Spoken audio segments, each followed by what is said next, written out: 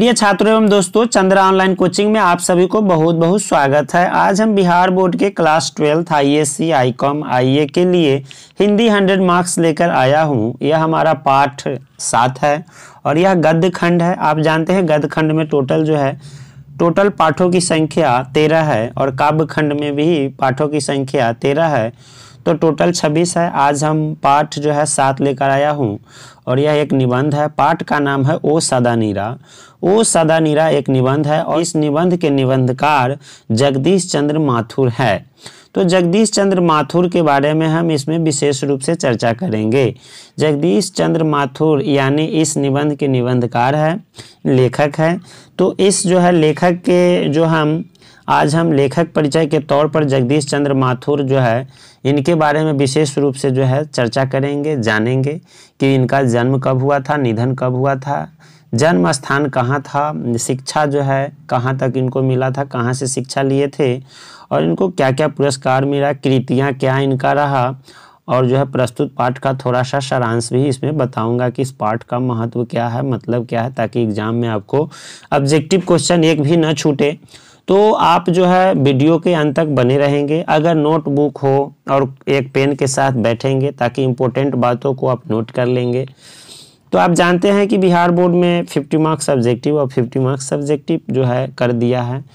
तो ये हिंदी 100 मार्क्स पढ़ना अनिवार्य कर दिया है और 50-50 का चक्कर ख़त्म है। तो बिहार बोर्ड के छात्र इस हिंदी को एकदम पढ़े, क्योंकि कोई भी विषय उसका वैल्यू समान होता है।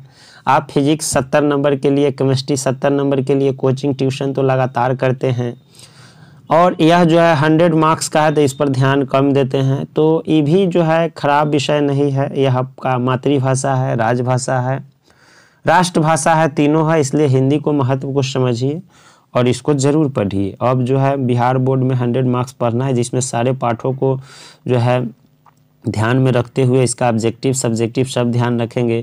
तो हम लेखक परिचय जान जाएंगे, तो इसको पाठ के बारे में भी जान जाएंगे। सारांश के माध्यम से मैं एक एक वीडियो लाऊंगा, ऑब्जेक्टिव का वीडियो डला चुका है।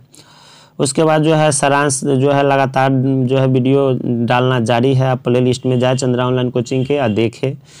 तो हम आगे बढ़ते हैं कि जगदीश चंद्र माथुर के बारे में डिटेल में जानते हैं कि इनका जन्म कब हुआ था, कहाँ हुआ था। तो हम जान लेते हैं। यहाँ देख रहे हैं कि टाइपिंग मिस्टेक के कारण यहाँ जन्म लिखना चाहिए था, तो यहाँ लिखा गया है जान, तो ये कट कर देते हैं। यहाँ जान को काट कर क्या लिख देते हैं, तो यहाँ लिख देते हैं जन्म, यानी इनका जन्म कब हुआ था ये बात समझना है। तो यहाँ जन्म इनका 16 जुलाई 1917 ईस्वी को हुआ था। निधन 14 मई 1978 को हुआ था। तो यहाँ 16 जुलाई है और इनका लास्ट में 17 है। तो 16 के बाद क्या आता है, 17। अब 1917 याद कर लेना है। अब 16 के बाद आता है 17, 17 के बाद आता है 18, लेकिन 18 ना के 19 आ गया, यानी 16 जुलाई 1917 ईस्वी को इनका जन्म हुआ था। अब यहाँ देख लिए 16 के बाद यहाँ 14 हो जाता है। यहाँ 2 दिन घटा दिए तो यहाँ 2 महीना घटा दीजिए। मई जून जुलाई होता है, तो जुलाई से पहले 2 महीना जाएंगे तो क्या हो जाएगा, तो यहाँ हो जाएगा मई। 16 के बाद 14। अब यहाँ देखिए 1900, तो 1900 इसमें भी है। यहाँ 17 के बाद क्या है, 78 है। तो ये 78 खाली सिर्फ आपको याद रखना है कि 1917 और 1978। इनका निधन 14 मई 1978 को हुआ था। उम्मीद है कि जगदीश चंद्र माथुर जी का जन्म और निधन दोनों याद हो गया होगा। आगे हम बढ़ते हैं। इनका जन्म स्थान कहाँ है, तो जन्म स्थान देख रहे हैं इनका शाहजहांपुर उत्तर प्रदेश में इनका जन्म स्थान है, वहीं इनका जन्म हुआ था। आगे बढ़ते हैं। इनका शिक्षा दीक्षा के बारे में जानते हैं, कहाँ हुआ, तो एमए अंग्रेजी से की। अब बताइए, हिंदी के लेखक है, अंग्रेजी एमए अंग्रेजी से कर लिए और वो कहाँ से, तो इलाहाबाद विश्वविद्यालय से कर लिए। 1941 में ICS परीक्षा उत्तीर्ण की। ICS तो जानते हैं कि भारी होता है एग्ज़ाम, और ICS एक ऑफिसर रैंक का एग्ज़ाम होता है, ये भी पास किए थे 1941 में। प्रशिक्षण के लिए अमेरिका गए और उसके बाद बिहार में शिक्षा सचिव हुए थे। बिहार में क्या हुए थे, शिक्षा सचिव।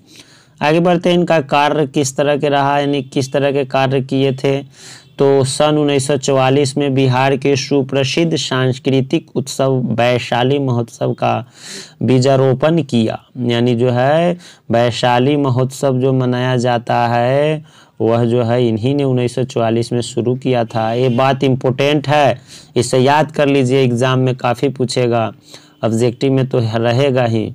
और आगे है ऑल इंडिया रेडियो में महानिदेशक रहे, फिर सूचना और प्रसारण मंत्रालय में हिंदी सलाहकार के पद पर भी कार्य किया। उसके बाद आगे हार्वर्ड विश्वविद्यालय के विजिटिंग फेलो रहने के अतिरिक्त अन्य अनेक महत्वपूर्ण कार्यों से जुड़े थे। आगे बढ़ते हैं, इनका जो है सम्मान क्या क्या मिला था, पुरस्कार क्या क्या मिला था। तो यहाँ दे रहा है विद्या वारिधि की उपाधि से विभूषित, यानी इसका कौन चीज़ से, तो विद्या वारिधि एक जो है उपाधि का नाम है, उससे इनको विभूषित किया गया था। विद्या वारिधि इसको याद रखेंगे, इससे भी उपाधि से विभूषित किया गया था। किनको, तो जगदीश चंद्र माथुर को। आगे है कालिदास अवार्ड भी इनको दिया गया था, कालिदास अवार्ड भी दिया गया था, विद्या वारिधि भी दिया गया था। आगे है बिहार राजभाषा पुरस्कार से भी सम्मानित किया गया था। किनको, जगदीश चंद्र माथुर को, यहाँ के रहने वाले भी थे और इन बिहार राजभाषा पुरस्कार से सम्मानित किया गया था। अगर आपसे पूछेगा कि निम्नलिखित में किस लेखक को जो है बिहार राजभाषा पुरस्कार से सम्मानित किया गया, 4 ऑप्शन दे देगा, जिसमें एक जगदीश चंद्र माथुर भी ऑप्शन में रहेगा, तो यही जवाब आप देंगे। आगे बढ़ते हैं, इनका कृतियाँ क्या क्या है, कौन सी के बारे में लिखे थे, इनका जो है लिखने का जो है कौन कौन जो है पाठ या क्या क्या शुरू किए थे, इनका लेखन शैली जब हिंदी में आए तो 1936 में प्रथम एकांकी मेरी बांसुरी का मंचन व सरस्वती में प्रकाशन किए थे। सबसे पहले मेरी बांसुरी हुआ था, उसका मंचन हुआ था, सरस्वती में क्या हुआ था, प्रकाशित हुआ था कब, तो 1936 में।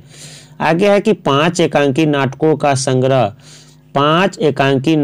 संग्रह यानी भोर का तारा 1946 में प्रकाश किए थे। यानी 5 एकांकी नाटकों का संग्रह है क्या नाम उसका, तो भोर का तारा 1946 में प्रकाशित हुआ था। इसके बाद ओ मेरे सपने कब, तो 1950 में, ओ मेरे सपने 1950। मेरे श्रेष्ठ रंग एकांकी कोणार्क 1951, बंदी 1954, शारदिया 1959, पहला राजा 1969, दशरथ नंदन 1974, कुंवर सिंह की टेक 1954। आगे हम बढ़ते हैं कि क्या क्या है और इनका, तो आगे है गगन की सवारी 1958 के अलावा 2 कठपुतली नाटक भी लिखे। उसका क्या नाम है, 10 तस्वीरें और जिन्होंने जीना जाना। एक ये है कठपुतली और एक ये है कठपुतली नाटक। 2 नाटक लिखे थे, 10 तस्वीरें और जिन्होंने जीना जाना में रेखा चित्र और संस्मरण है। परंपराशील नाट्य 1960 उनकी समीक्षा दृष्टि का परिचायक है। बहुजन संप्रेषण के माध्यम जन संचार पर विशिष्ट पुस्तक और परीक्षण, यहाँ होगा परीक्षण निबंध संग्रह है। अब यहाँ जान लेते हैं कि प्रस्तुत पाठ का सारांश क्या है। ओ सदा नीरा जो है जगदीश चंद्र माथुर द्वारा यह निबंध लिखा गया है, तो इसका सारांश हम शॉर्टकट में जान लेते हैं कि क्या है इसमें। तो हम यहाँ जानते हैं कि जगदीश चंद्र माथुर ने कुछ ललित व्यक्ति व्यंजक या रम्य में निबंध भी लिखे हैं। अगर आपसे पूछेगा कि जगदीश चंद्र माथुर ने किस तरह के लेखक थे, तो यह ललित जो है निबंध लिखते थे। निबंध का प्रकार क्या है, तो ललित निबंधक है। यह निबंध व्यक्ति, भाव और वस्तु प्रधान है। यानी जो भी निबंध में दिए हैं वो सदा निराय, इसमें व्यक्ति भाव है और वस्तु प्रधान, तीनों चीज इसमें दिया हुआ। इनमें से एक निबंध की उनकी पुस्तक बोलते क्षण से यहाँ प्रस्तुत है, जिसमें उनकी तीनों कोटियों के निबंधों का समाहार हो जाता है। यानी बोलते क्षण से लिया गया कौन, तो ओ सदा नीरा। तो आप ध्यान रखेंगे, मतलब आपसे पूछ देगा कि वो सदा नीरा किस पुस्तक से ली गई है, तो बोलते क्षण से, जिसमें उनकी तीनों कोटियों को निबंधों का समाहार हो जाता है। यह निबंध सादा नीरा, यहाँ टाइपिंग मिस्टेक है, गंडक है, ग इसमें होगा गंडक, गंडक को निमित्त बनाकर लिखा गया है, पर उसके किनारे की संस्कृत और जीवन प्रवाह की अंतरंग झांकी पेश करता हुआ जैसे स्वयं गंडक की तरह की प्रवाहित होता दिखलाई पड़ता है। यानी इसमें मुख्य रूप से जो है ओ सदा नीरा में गंडक को निमित्त मानकर जो है यह लिखा गया है प्रस्तुत पाठ। यानी ओ सदा नीरा यानी जो है गंडक के पूरा खूबी को बताया गया है कि जिस तरह से गंडक में पानी आता रहता है, उसके इर्द गिर्द में जो भी उसके किनारे में जो सांस्कृतिक और जीवन प्रवाह की अंतरंग है, उसी झांकी को पेश किया हुआ है किसमें, तो वो सदा नीरा में।